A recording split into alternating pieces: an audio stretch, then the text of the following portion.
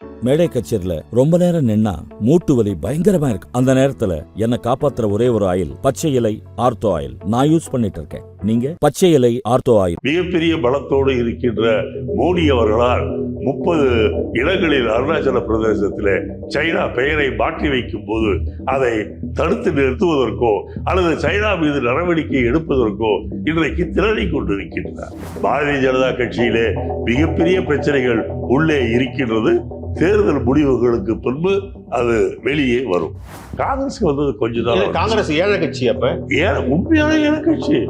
நீங்கள் எங்களுடைய வங்கி கணக்குகளை எல்லாம் முடக்கி விட்டார்கள். இன்றைக்கு ராகுல் காந்தி விமானத்திலே போக வேண்டும் என்று சொன்னாலும் கூட 2-3 முறை யோசிக்க வேண்டியதுதான் இருக்கின்றது. ஸோ இந்த தேர்தலில் சார் திமுக காங்கிரஸ் கூட்டணி மறுபடியும் அந்த ஸ்வீப் பண்ணுமா அல்லது சென்ற முறையை விட இப்போது அதிகமாக ஸ்வீப் செய்யும். இளங்கோவன் கொஞ்சம் ஓவர் கான்பிடென்ட்டா பேசுறாரோ? இல்லை, அனுபவத்தால் பேசுகிறேன். காங்கிரஸ் தவறு செய்தது, திராவிட முன்னேற்ற தவறு செய்தது. நான் வாதத்திற்கு ஏற்றுக்கொள்கின்றேன்.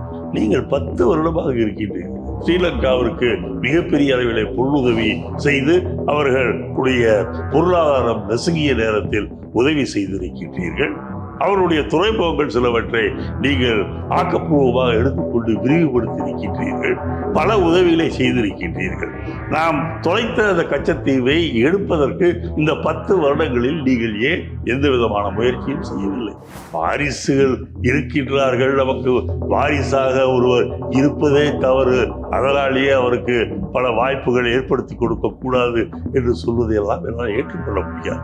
நீங்கள் கலைஞருடைய வாரிசு என்றால் ஸ்டாலின் என்று சொல்கிறீர்கள். ஸ்டாலின் எத்தனை ஆண்டுகள்? கிட்டத்தட்ட 15வது வயதிலே இருந்து அவர் அரசியலிலே இருந்து கொண்டிருக்கின்றார். நான் அரசியலிலே அடி வைத்த காலத்திலே எனக்கு என்னுடைய முன்னோர்கள் பெரியார், என்னுடைய அப்பா சம்பத்து, அவங்களுடைய பையன் என்று சொல்வது அறிமுகத்துக்கு. ஆனால் கிட்டத்தட்ட 35 வருடமாக நான் தமிழகத்திலே அரசியல் செய்து கொண்டிருக்கின்றேன் என்று சொல்லும் போது எனக்கென்று சில திறமைகள் இருந்தால்தானே அதை செய்ய முடியும். எத்தனை காலத்திற்குத்தான் நாம் ஏமாற்றிக் கொண்டிருக்க முடியும்? ஆகவே அப்பா பேரையோ தாத்தா பேரையோ வைத்துக் கொண்டு நெடுநாளைக்கு நீங்கள் காலத்தை ஓட்டிவிட முடியாது.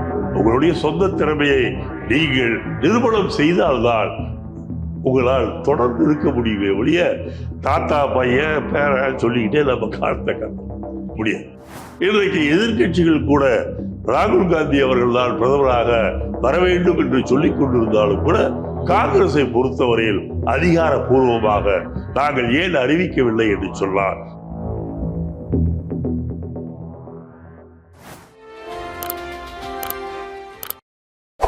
ஒரு காலத்துல காங்கிரஸ்ல என்னுடைய நினைவு சரியா இருக்குமானா டி.கே. பருவா அவர் என்ன சொன்னார்னா, எமர்ஜென்சி காலத்துல இந்திரா தான் இந்தியா, இந்தியா தான் இந்திரானார். அதாவது காங்கிரஸோடைய டாமினன்ஸை அப்படி சொன்னார் அவர். அதை விமர்சனத்துக்கு உள்ளானது அப்புறம்.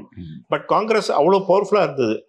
அப்படி பவர்ஃபுல்லா இருந்த காங்கிரஸுக்காக தான் அவர் அவ்வளோ இருமாப்போட பேசினாரு. இன்றைக்கு அந்த காங்கிரஸ் கொஞ்சம் கொஞ்சமா குறைஞ்சு இந்திராவுடைய பேரனுக்கு சரியான தொகுதி கிடைக்காம கேரளால வயநாடுக்கு வர லெவலுக்கு ஆயிடுச்சு. இல்ல இதை நீங்க எப்படி இல்லை? அதாவது நீங்கள் சொல்வது போல பருவா இந்தியா தான் இந்திரா, இந்திரா தான் இந்தியா என்று சொல்வது உண்மை. அந்த அளவு காங்கிரஸ் வியாபித்திருந்த காங்கிரஸ் வியாபித்திருந்தது என்பதை விட வடநாட்டுல ஒண்ணும் இல்லாத இங்க கேரளால இருந்து வயநாட்டுக்கு வர, வயநாட்டிலிருந்து தஞ்சம் புகும் அளவுக்கு போயிடுச்சா இல்லையா? இல்லை, அப்படி அந்த சூழ்நிலையில் அவர் அதை சொன்னார். அப்போது அவசர நிலைமை அவ்வளவு இருந்தது. இந்திரா காந்தி அவர்கள் மிகப்பெரிய தலைவர் தான். வங்கிகளை தேசியமயமாக்கினார், 20 அம்ச திட்டத்தை கொண்டு வந்தார். அவ்வளவு தூரம் கட்சியை கட்டுக்கோப்பா வச்சிருந்தாரா இல்லையா? கரெக்ட். நீங்கள் சொல்வது போல பல நல்ல காரியங்களை இந்திரா காந்தி அவர்கள் செய்தார்கள். அவர் மீது மக்களுக்கு மிகப்பெரிய நம்பிக்கை இருந்தது.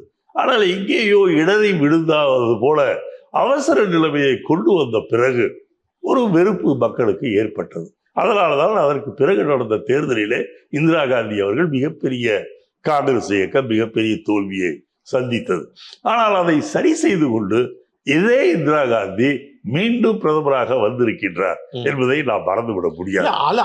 நான் அந்த சம்பவத்தை மட்டும் சொல்ல, அவ்வளவு பவர்ஃபுல்லா இந்த காங்கிரஸ் ஏன் இன்னைக்கு இந்த டீகிரேடேஷன் ஏன்னு கேட்கிறேன். இது ஒரு காங்கிரஸ் 40+, 50+ தான் இருக்குது. இல்லை, இன்றைக்கு பார்த்தீர்கள் என்றால் இந்த அரசியல் என்பது ஒரு சக்கரம் போன்றது. மேலே வருவதும் கீழே போவதும் என்பது ஒரு அடிக்கடி நிகழ்கின்ற. காங்கிரஸ்ல வந்து ஆல் டைம் லோவா ஆயிடுச்சு இல்லையா இப்ப? ஏன் நீங்க ஆல் டைம் லோன்னு சொல்றீங்க? நீங்க பாரதிய ஜனதா கட்சி எவ்வளவு இருந்தது? 2 பாராளுமன்ற உறுப்பினர்கள் தானே இருந்தார்கள். இன்றைக்கு அவர்கள் மிகப்பெரிய அசுர பலத்தோடு இல்லையா? ஆகவே காங்கிரஸை பொறுத்தவரையிலும் வெற்றிகள் வருவதும் தோல்விகள் வருவதும் சகஜம்தான். இப்போது மோசமான நிலையில் காங்கிரஸ் இருக்கிறது என்று சொல்கின்றீர்கள். அதை நான் ஓரளவுக்கு ஏற்றுக்கொண்டாலும் கூட இந்த தேர்தலின் முடிவுகள் காங்கிரசினுடைய மரியாதையை உயர்த்தும். காங்கிரஸ் ஒரு பலமருந்திய கட்சி என்பதை இந்திய மக்களுக்கு காட்டும். இப்ப மோடினா ஒரு கண்ட்ரோல்ல ஒரு பெரிய கட்சி இருக்குல்ல, அந்த ஒரு தனி மனிதனுடைய கண்ட்ரோல்ல காங்கிரஸ் இல்லைங்கிறதானே பிரச்சனை. நீங்க ஒரு தனி மனிதனுடைய கண்ட்ரோலில் ஒரு இயக்கம் இல்ல, நம்ம நாட்டு அரசியல் அப்படித்தானே இயங்குது. இல்லை, அது ஒரு காலத்தில் இருந்திருக்கலாம், அல்லது இப்போது கூட மோடி காலத்தில் அது இருக்கிறது என்று சில பேர் சொல்லுவார்கள். நீங்கள் ஒருவர் கையில் அதிகாரம் என்பது ஜனநாயகத்துக்கு மாறானது. நீங்கள் என்னதான் சொன்னாலும் இன்றைக்கு பாருங்கள், நீங்கள் மோடி இருக்கின்றார். இன்றைக்கு நாட்டிலே ஜனநாயகம் இல்லை என்பதை, நாட்டிலே பல தவறுகள் நடக்கிறது என்பதை ஜெர்மன், அமெரிக்கா போன்ற வெளிநாடுகளே இன்றைக்கு சுட்டி காட்டுகின்ற நிலைமையில் இருக்கின்றது. மிகப்பெரிய பலத்தோடு இருக்கின்ற மோடி அவர்களால் 30 இடங்களில் அருணாச்சல பிரதேசத்திலே சைனா பெயரை மாற்றி வைக்கும் போது அதை தடுத்து நிறுத்துவதற்கோ அல்லது சைனா மீது நடவடிக்கை எடுப்பதற்கோ இன்றைக்கு திறனை கொண்டிருக்கின்றார். அவர் கையில் தான் எல்லா அதிகாரம் என்று சொன்னால் அது தவறிலே தான் போய் முடியும். அது இந்திரா காந்தி காலத்திலே எனக்கு இந்திரா காந்தி மீது மிகப்பெரிய மரியாதை உண்டு, மதிப்பு உண்டு, பற்று உண்டு, பாசம் உண்டு. ஆனால் கொஞ்சம் அவர் ஜனநாயக நடவடிக்கைகளை மீறி போன காரணத்தால் மிகப்பெரிய சறுக்கள் காங்கிரசுக்கு ஏற்பட்டது. நீங்கள் இதே ஜவஹர்லால் நேரு அவர்களை எடுத்துக்கொண்டீர்கள் என்றால் கடைசி வரை அவர் ஒரு ஜனநாயகவாதியாகத்தான் இருந்தார். ஏற்பட்ட ஒரு இழப்பு என்பது சைனாவையும் சூயன்லாயையும் மாசேதுங்கையும் அதிகமாக நம்பிய காரணத்தால் அவர்கள் கண்டிப்பாக உலகத்தில் ஜனநாயகம் தடைக்க உறுதுணையாக இருப்பார்கள் என்று நம்பிய காரணத்தால் இந்தியாவிற்கு சில இழப்புகள் ஏற்பட்டிருக்கலாம். ஆனால் நேரு அவருடைய காலத்திலே ஜனநாயகம் என்பது 100க்கு 100 காப்பாற்றப்பட்டது. அதை இல்லை என்று யாரும் மறுத்துவிட முடியாது. சார், காங்கிரஸுக்கு பிரதமர் வேட்பாளர் யார் என்பதை காங்கிரஸால் அறிவிக்க முடியல. அது ஒரு பலவீனம் இல்லையா? பலவீனம் என்று நான் கருதவில்லை. என்னை பொறுத்தவரையில் காங்கிரஸ் இப்போதுதான் 100க்கு 100 ஒரு ஜனநாயக கட்சியாக இருக்கின்றது. தேர்தலுக்கு பின்பு அதிகமான உறுப்பினர்கள் மக்கள் யாரை விரும்புகின்றார்களோ அவர்களை கொண்டு வர வேண்டும் என்ற நிலைமைக்கு இன்றைக்கு வந்திருக்கின்றோம். இன்றைக்கு எதிர்கட்சிகள் கூட ராகுல் காந்தி அவர்கள் தான் பிரதமராக வர வேண்டும் என்று சொல்லிக் கொண்டிருந்தாலும் கூட காங்கிரஸை பொறுத்தவரையில் அதிகாரப்பூர்வமாக நாங்கள் ஏன் அறிவிக்கவில்லை என்று சொன்னார். தேர்தலுக்கு பின்னர் அதிகமான உறுப்பினர்கள் ஒன்று கூடி தேர்ந்தெடுக்கப்படுகின்றவர் வர வேண்டும் என்பதற்காகத்தான். பட் அந்த இந்தியா கூட்டணிக்குள்ளேயே பெரிய ஒற்றுமை இருக்கு அப்படி தெரியலையே. மம்தா சில விஷயங்களை முரண்டு பிடிக்கிறாங்க, ஆம் ஆத்மி முரண்டு பிடிக்குது, அந்த மாதிரி பல விஷயங்கள் நடக்குது அந்த கூட்டணியிலே சில கருத்து வேறுபாடுகள் வருவதற்கு வாய்ப்புகள் இருக்கின்றன. ஏன் இப்போது பாரதிய ஜனதா கூட்டணியில் கருத்து வேறுபாடுகள் இல்லையா? பாரதிய ஜனதா கூட்டணி தமிழ்நாட்டிலேயே எடுத்துக்கொள்ளுங்க, இங்கே கருத்து வேறுபாடுகள் வரவில்லையா? ஒன்றாக இருந்த பாஜகவும் அதிமுகவும் பிரியவில்லையா? அது கூட்டணி பிரிஞ்சு இந்த கட்சிக்குள்ள ஒன்றும் பெரிய பிரச்சனை, கட்சிக்குள்ளேயும் பிரச்சனைகள் இருக்கின்றது. பாரதிய ஜனதா கட்சியிலே மிகப்பெரிய பிரச்சனைகள் உள்ளே இருக்கின்றது. தேர்தல் முடிவுகளுக்கு பின்பு அது வெளியே வரும். சரி, மம்தா போன்றவர்களாம் ராகுலோட தலைமை ஏற்றுப்பாங்கன்னு நினைக்கிறீங்களா? நீங்கள் மக்கள் விரும்பினார், அதிகபட்சமான உறுப்பினர்கள் விரும்பினார்கள் என்ற சூழ்நிலை வரும்போது அவர்கள் ஏற்றுக்கொள்ள வேண்டும். இல்ல, காங்கிரஸ்குள்ளே பாத்தீங்கன்னா கேரளால காங்கிரஸும் கம்யூனிஸ்டும் ஒண்ணுக்கு ஒண்ணு மோதிக்குது. சோ இந்த இந்தியா கூட்டணிக்குள்ளேயே ஒரு சரியான இது இல்லையே, இருக்கத்தான் செய்யும். நீங்கள் இந்தியா என்பது கிட்டத்தட்ட 130 140 கோடி மக்களை கொண்ட ஒரு நாடு. ஆக ஒரு நாட்டிலே இத்தனை பேர் இருக்கும்போது, இத்தனை கட்சிகள் இருக்கும்போது உங்களுக்கு கண்டிப்பாக 100க்கு 100 எல்லா விஷயங்களிலும் எல்லோரும் ஒத்துப்போக வேண்டும் என்பது முயற்சி செய்தாலும் சில சமயங்களில் முடியாது. கருத்து வேறுபாடுகள். வட இந்தியால ஏதோ ஒரு பிஜேபி லீடருக்கு எதிராக நின்று ராகுல் நின்னா அதோடைய இது எப்படி இல்லை? ராகுல் அவர்களை பொறுத்தவரையில் இது புது கிடையாது. உங்களுக்கு தெரியும், இந்திரா காந்தி அவர்கள் சிக்கமங்களூரிலே நின்றிருக்கின்றார்கள், கர்நாடகாவிலே நின்றிருக்கின்றார்கள், தமிழகத்திலே எம்ஜிஆருடைய காலத்திலே தஞ்சாவூரில் நிற்கலாமா என்று கூட பேச்சுகள் வந்தன. ஆகவே இது ஒன்றும் புதிது கிடையாது. காங்கிரஸ் தலைவர்கள் 2 இடங்களிலே பல நேரங்களிலே நின்று இருக்கின்றார்கள். யாரும் இதை புதுது என்று சொல்ல முடியாது. பட் காங்கிரஸ் வந்து இன்னும் தன்னை பரிசோதனை செய்து கொள்ளவில்லைன்னு தான் நான் நினைக்கிறேன். ஆத்ம பரிசோதனை செய்து கொள்ளவில்லை. இந்த எலெக்ஷனுக்கு கூட அதே மாதிரி தான் பழைய அப்ரோச்சில் தான் போயிட்டு இருக்குன்னு நான் சொல்றேன். இல்லை, நீங்கள் பார்த்தீர்கள் என்று சொன்னால் தமிழ்நாட்டை பொறுத்தவரையில் வேட்பாளர்கள் அறிவிப்பை பார்த்தீர்கள் என்றால் காங்கிரஸை பொறுத்தவரையில் இதுவரை வாபஸ் வாங்குகின்ற அன்றைக்குத்தான் அவர்கள் வேட்பாளர்களை உறுதி செய்வார்கள். ஆமா, அது காங்கிரஸ் வீக்னஸ் இல்லையா? வீக்னஸ் தான், அது வீக்னஸ் தான். ஆனால் இந்த தடவை கொஞ்சம் முன்பே அதை அறிவித்து விட்டார்கள். 1-2 தவிர வேட்பாளர்கள் நல்ல வேட்பாளர். இவ்வளவு கோஷ்டி பூசல வச்சுட்டு போது எப்படி நீங்க ஒரு தலைவரை நம்ம வந்து தேர்ந்தெடுக்க முடியும்? நீங்கள் மக்கள் என்ன முடிவு செய்கின்றார்களோ அதன்படிதான் நடவடிக்கைகள் இருக்கும். இது ஏதோ காங்கிரஸ்ல இருக்கின்ற சில பேரோ அல்லது பாரதிய ஜனதா கட்சியிலே இருக்கின்ற சில பேரோ இந்த நாட்டினுடைய தலைவிதியை நிர்ணயிப்பவர்கள் அல்ல. இந்த நாட்டு மக்கள், நாளை நாட்டு மக்கள் கண்டிப்பாக வர இருக்கின்ற தேர்தலில் இந்திய கூட்டணிக்கு மிகப்பெரிய வெற்றியை தருவார்கள் என்ற நம்பிக்கை எங்களுக்கு இருக்கின்றது.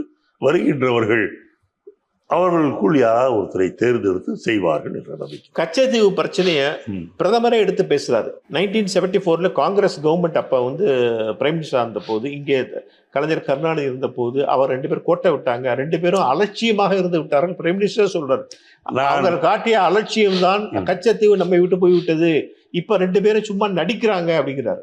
நான் வாதத்திற்காக மோடி அவர்களுடைய சொல்லை, அவர்கள் சொல்லுவதை நான் ஏற்றுக்கொள்கிறேன். காங்கிரஸ் தவறு செய்தது, திராவிட முன்னேற்ற தவறு செய்தது, நான் வாதத்திற்கு ஏற்றுக்கொள்கின்றேன்.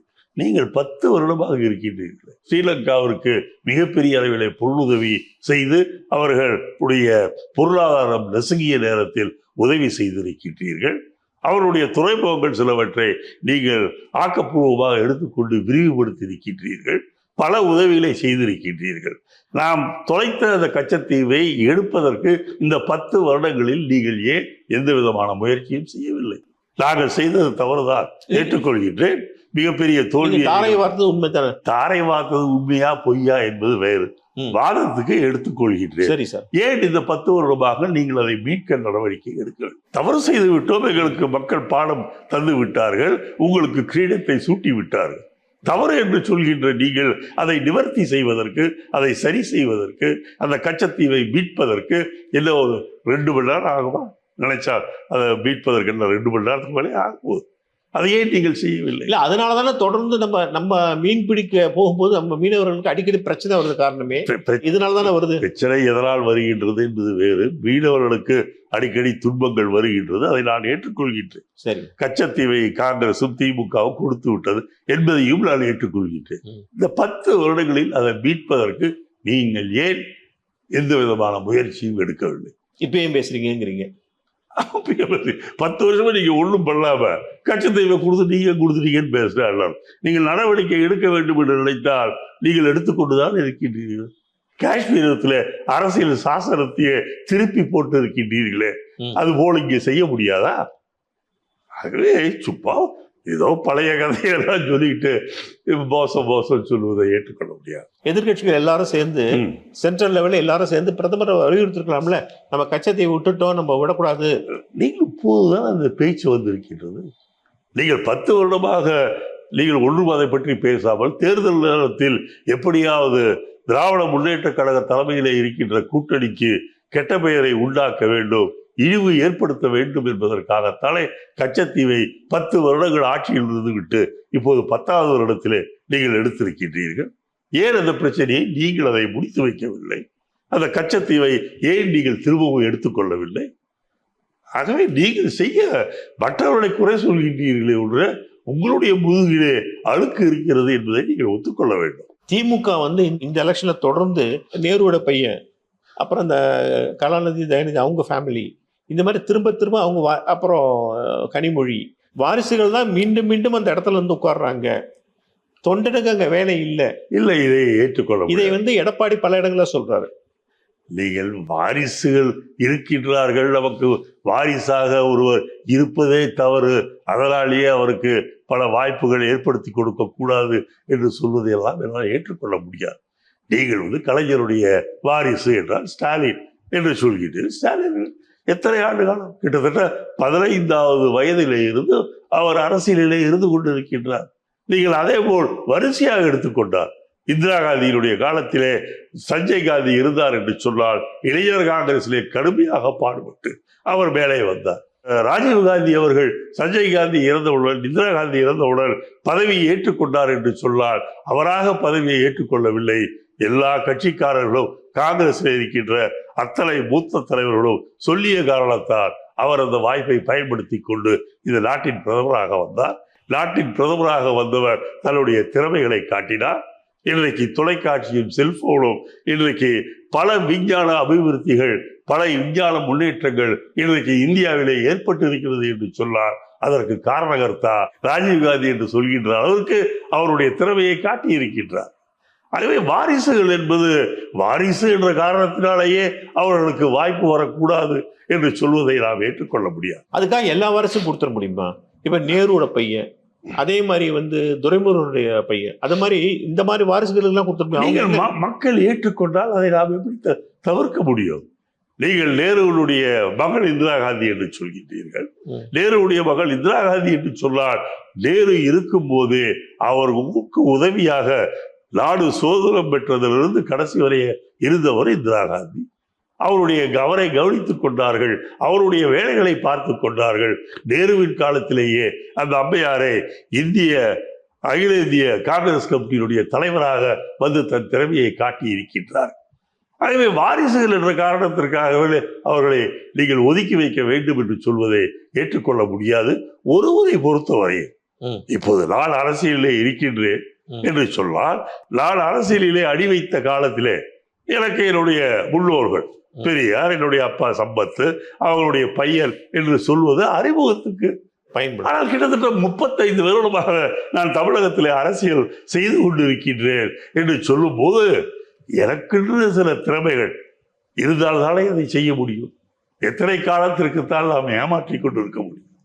ஆகவே அப்பா பேரையோ தாத்தா பேரையோ வைத்துக்கொண்டு நெடுநாளைக்கு நீங்கள் காலத்தை ஓட்டிவிட முடியாது.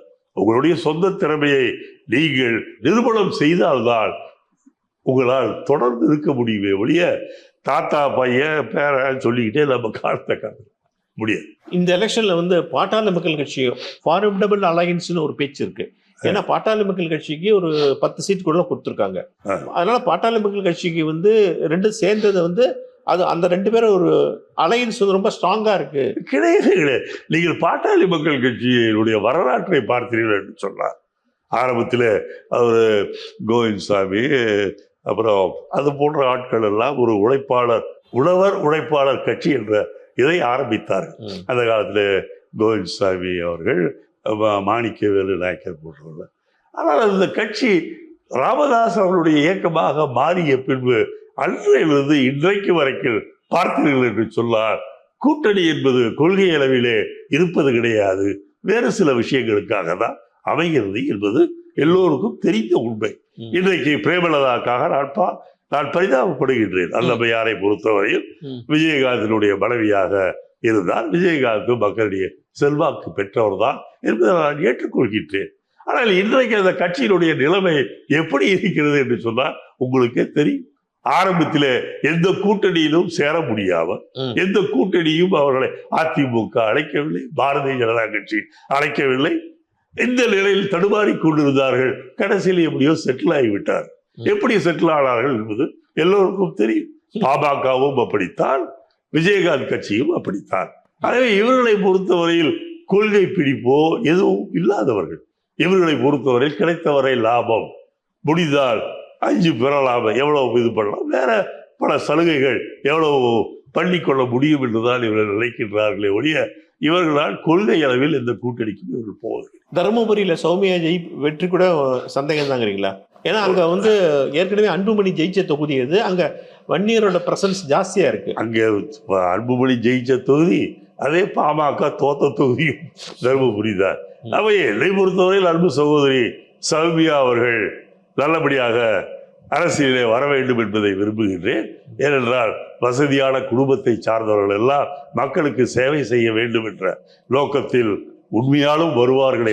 காங்கிரஸ் குடும்பம் அவங்க அப்பா தானே, அவங்க தாத்தா தானே விநாயகம், அவர் எம்எல்ஏவாக இருந்தவர், காமராஜருக்கு வேண்டியவராக இருந்தார், பேரறிஞர் அண்ணா அவர்களுக்கு வேண்டியவராக இருந்தார். ஆகவே அரசியலில் வருவது நான் தவறு என்று சொல்லவில்லை. ஆனால் தேர்தலில் அவர் இந்த சமயத்தில் போய் நிற்பது என்பது கண்டிப்பாக அவருக்கு எந்த விதமான பிரயோஜனத்தையும் கொடுக்காது. வெற்றி வாகை சூடுவது என்பது மிகப்பெரிய சிரமம் என்பதை தான் சொல்கிறேன். ஸோ இந்த தேர்தலில் சார் திமுக காங்கிரஸ் கூட்டணி மறுபடியும் அந்த ஸ்வீப் பண்ணுமா அல்லது வந்து சென்ற முறையை விட இப்போது அதிகமாக ஸ்வீப் செய்யும். 39 ஜெயித்தோம் சென்ற முறை. இந்த முறை பாண்டிச்சேரியும் சேர்த்து 40க்கு 40 வெற்றி பெறுவோம். இளங்கோவன் கொஞ்சம் ஓவர் கான்ஃபிடென்ட்டா பேசுறாரோ? இல்லை இல்லை, அனுபவத்தால் பேசுகின்றேன். ஸோ பிஜேபி இம்பாக்ட் இல்லைங்கிறீங்க? கண்டிப்பா இல்லை சார், தமிழ்நாட்டில் உண்மையாலுமே. சார் இந்த தேர்தலில் வந்து பணம் பெரிய அளவில் விளையாட போகிறது அப்படின்னு ஒரு செய்தி வருது சார். பணம் வந்து ஆளுங்கட்சியும் சரி அதிமுகவும் சரி பணம் வந்து பெரிய அளவில் விளையாட போகிறது என்று ஒரு செய்தி. அது வந்து எல்லாத்தையும் சரி பண்ணிடுங்கிறாங்க. ஏன்னா பணம், நீங்கள் சொல்வது 100க்கு 100 உண்மை. பணம் மிகப்பெரிய விளையாட்டை விளையாடும். ஏனென்றால் பாரதிய ஜனதா கட்சியை பொறுத்தவரை கோடிக்கணக்காக, எத்தனையோ லட்சம் கோடின்றாங்க அந்த 5G ஸ்கேம்ல. அவ்வளவு கோடி பணம், லஞ்ச பணம் வந்திருக்குன்றாங்க. அப்புறம் இப்போது பார்த்தீங்கன்னா அந்த தேர்தல் பத்திரம், அதுல ஆயிரக்கணக்கான கோடி பணம் வந்திருக்கின்றது. காங்கிரஸ் வரலையா? காங்கிரஸ்க்கு வரல சார். காங்கிரஸ்க்கு வந்தது கொஞ்சம் தான். காங்கிரஸ் ஏழை கட்சி. அப்ப உண்மையான ஏழை கட்சி. நீங்கள் எங்களுடைய வங்கி கணக்குகளை எல்லாம் முடக்கி விட்டார்கள். இன்றைக்கு ராகுல் காந்தி விமானத்திலே போக வேண்டும் என்று சொன்னாலும் கூட, அல்லது கார்கே அவர்கள் இன்னொரு ஊருக்கு விமானத்திலே செல்ல வேண்டும் என்று சொன்னாலும் கூட 2-3 முறை யோசிக்க வேண்டியதாக இருக்கின்றது. காங்கிரஸ் தலைமையகத்திலே இருக்கின்ற ஊழியர்களுக்கு சம்பளம் கொடுப்பது என்பது மிக கடினமாக இருக்கின்றது. காரணம், காங்கிரசுடைய எல்லா வங்கி கணக்குகளையும் அவர்கள் முடக்கிவிட்டார். அதுவே காங்கிரஸ் வாங்கவில்லையா அப்படி சொல்ல, வாங்கி நான் இல்லை என்று சொல்லணும். தேர்தல் பத்திரம் மூலமாக கொடுத்திருக்கின்றார்கள், காங்கிரசுக்கும் கொடுத்திருக்கின்றார்கள். ஆனால் காங்கிரசுக்கு கொடுத்தவர்கள் பட்டியலையும் நீங்கள் பிஜேபிக்கு கொடுத்தவர்கள் பட்டியலையும் பார்க்கிறீர்கள் என்றார். பிஜேபிக்கு கொடுத்த பட்டியலில் இருப்பவர்கள் அத்தனை பேரும் பாரதிய ஜனதா கட்சியினால் பயனடைந்தவர்கள், கான்ட்ராக்டுகளை பெற்றவர்கள். இன்னும் சொல்ல போனால் டெல்லியிலே இருந்து ஹரியானா, பஞ்சாப், இன்னும் யூபி போன்ற இடங்களுக்கெல்லாம் மிகப்பெரிய சாலைகளை அமைப்பதிலே ஆயிரக்கணக்கான கோடி ரூபாய் வாங்கியவர்கள் தான் பாரதிய ஜனதா கட்சிக்கு நிதியாக கொடுத்திருக்கின்றார். ஆகவே ஒரு காரியம் ஒருத்தருக்கு செய்து விட்டு பணத்தை வாங்குவது என்பது லஞ்சம் வாங்குவதை போன்றது. ஆகவே பாரதிய ஜனதா கட்சி கண்டிப்பாக தமிழ்நாட்டிலும் பணத்தை எடுத்து வீசும். இன்னைக்கு அண்ணாமலையும் அதனால் ஜெயித்து விடுவோம் என்று நினைக்கின்றார்கள். கண்டிப்பாக திமுக செலவு பண்ணாது. திமுகவை பொறுத்தவரையில் எனக்கு அவர்கள் பணம் கொடுப்பதாக எனக்கு தெரியவில்லை. செலவு செய்கின்றார்கள் என்றால் அவர்கள் முறையாக கணக்கு வைத்திருக்கின்றார்கள். வங்கிகளிலே எவ்வளவு இருக்கிறது என்பதை திராவிட முன்னேற்ற கழகம் தேர்தல் கமிஷனுக்கும் அரசாங்கத்திற்கும் சொல்லிக் கொண்டுதான் இருக்கின்றது. நம்ம இந்த விவாதம் ஒரு முடிவுக்கு வந்துடுச்சு. நீங்க கொங்கு மண்டலத்துல ரொம்ப தீவிரமா பிரச்சாரம் பண்ணிட்டு இருக்கும்போது நடுவுல வாவு தமிழுக்காக கொஞ்ச நேரம் ஒதுக்கி தந்தீங்க. மிக்க நன்றி சார். ரொம்ப நன்றி. பழைய நட்பை மறக்காமல் நீங்க நேரம் ஒதுக்கி தந்தீங்க. இல்லை இல்லை, இந்த காலத்தில் பொதுவாக கொஞ்சம் அதிகமாக சத்தம் போடுகின்றவர்கள், கொஞ்சம் கவர்ச்சியாக இருக்கின்ற அரசியல்வாதியை தான் பேட்டி எடுப்பது வழக்கம். நீங்கள் என்னை இந்த நேரத்தில் நான் பிரச்சாரம் செய்கின்றேன் என்று சொன்னாலும் கூட தீவிரமாக செய்கின்றேன் என்று சொல்ல முடியாது. ஏதோ ஒரு நாளைக்கு சென்று 2-3 கூட்டங்களில் பேசுவதோடு எனக்கு வயதும் ஆகிவிட்டது.